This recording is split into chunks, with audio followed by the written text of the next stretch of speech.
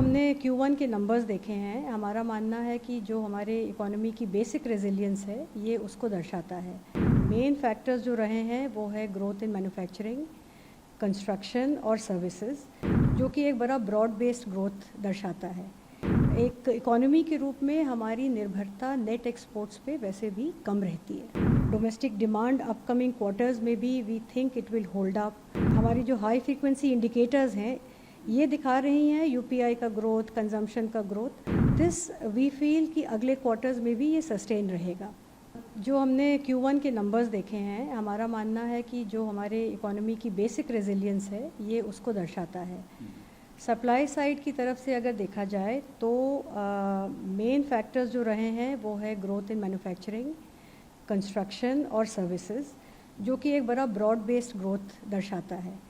Demand side से देखें तो मेन ड्राइवर हमारा डोमेस्टिक रहा है। एक इकोनॉमी के रूप में हमारी निर्भरता नेट एक्सपोर्ट्स पे वैसे भी कम रहती है। तो मैम एक्सपोर्ट की बात, एक्सपोर्ट पे ही आते हैं तो अभी यूएस हो गया 27 अगस्त से, किस तरह का इम्पैक्ट देखती हैं? क्या आने वाले क्वार्टर में ये हमारे जीडीपी की ग्रोथ को पर कोई किसी तरह का असर डालेगा?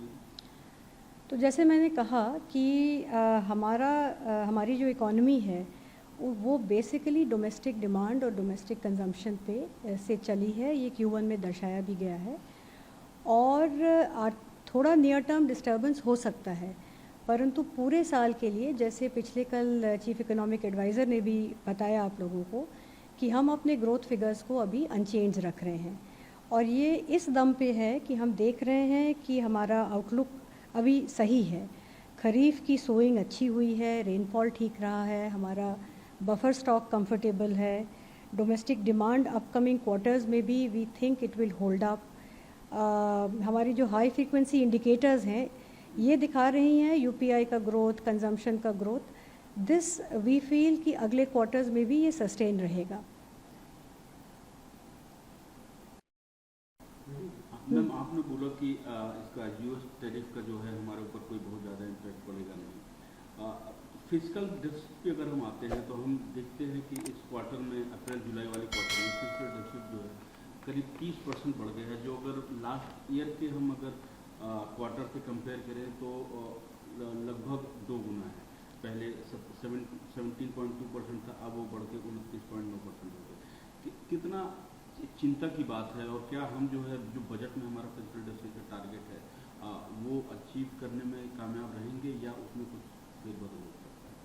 हमारा ये मानना है कि मैं इस तरह से बताना चाहूँगी कि फिस्कल डेफिसिट का जो नंबर होता है क्वार्टरली और मंथली बेसिस पे जो देखा जाता है वो पूरे साल का शायद नेसेसरीली वो परिचायक नहीं होता है।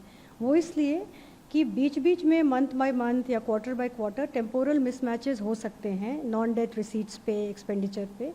ओवरऑल साल की जहाँ तक बात है तो हमारा जो मानना है, जो हमारा असेसमेंट है कि हम अपने फिस्कल डेफिसिट नंबर पे कायम रह पाएंगे।